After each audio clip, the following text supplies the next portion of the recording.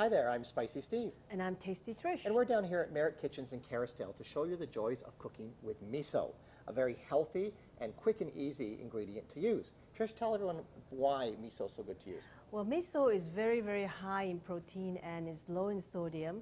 And the lactic acid forming bacteria is very, very good for your digestion. So it's great as a soup. Oh yeah, and you can add it in salad dressing or stir fry. Sauces as well to go over For salmon sure. and other things. Yeah. It's quite actually a multi-purpose ingredient. Though we're going to do a classic miso soup.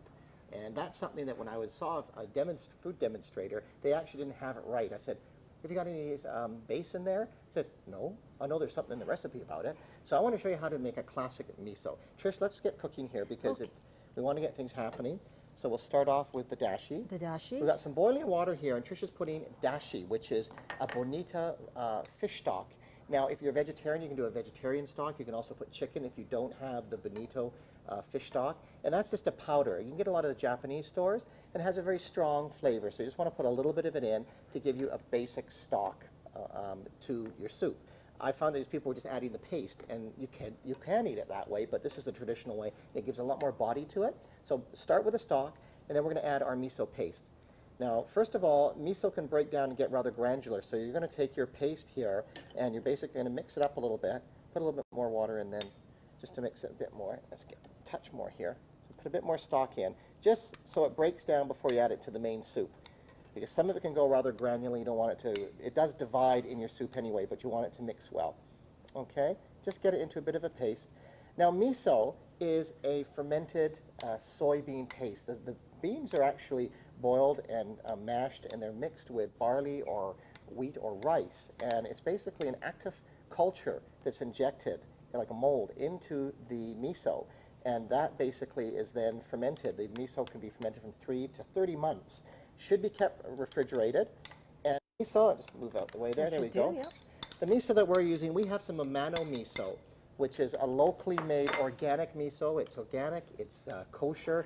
It's actually made in Richmond, BC. It's a wonderful product. It's always bought in the refrigerated section like it should be. It's an unpasteurized ingredient.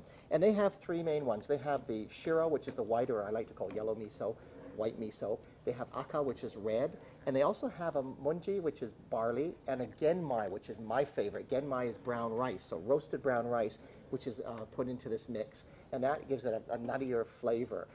The misos that you'll find, the lighter they are, they tend to be milder and sweeter, and the stronger ones tend to be the dark misos. Some of them can actually be a little on the salty side. There's a couple that are famous for that, but generally the sodium level is quite low in most of them. Just read the ingredients. This one has a little bit of salt in it, but it's sea salt they use. So it is overall low in sodium, and it's great, as I say, when you're using it as a sauce. So this is exactly how to make it. It's so simple, and I go by taste. Some will say 1 tablespoon to 1 cup of water. Some will say half. It's really your taste buds.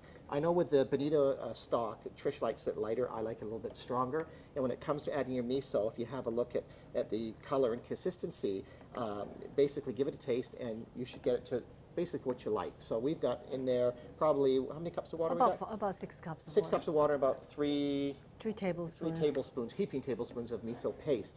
Now, we're going to serve this the traditional Japanese way. And we have basically some little cups that we're going to, or little bowls that we're going to serve in. And we've got green onion sliced up, and we have some nice fresh tofu. And we're going to finish it off with a little bit of nori or seaweed. So is that all ready to go, Trish? Yep. Probably let this cook a little bit longer, but for the sake of TV, we're going to load this one up. So you've got tofu in there. You've got your miso. Now don't be afraid or worried if your miso separates, because it will if it sits there. So just stir it again. And we're going to put a little bit of nori on top, and that can be absorbed and get a little softened inside.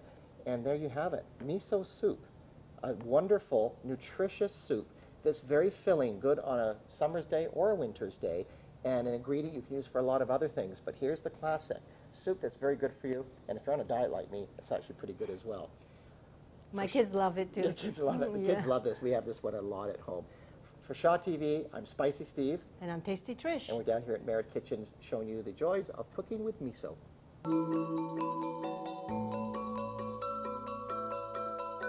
For recipes and information on cooking classes, visit spicysteve.com.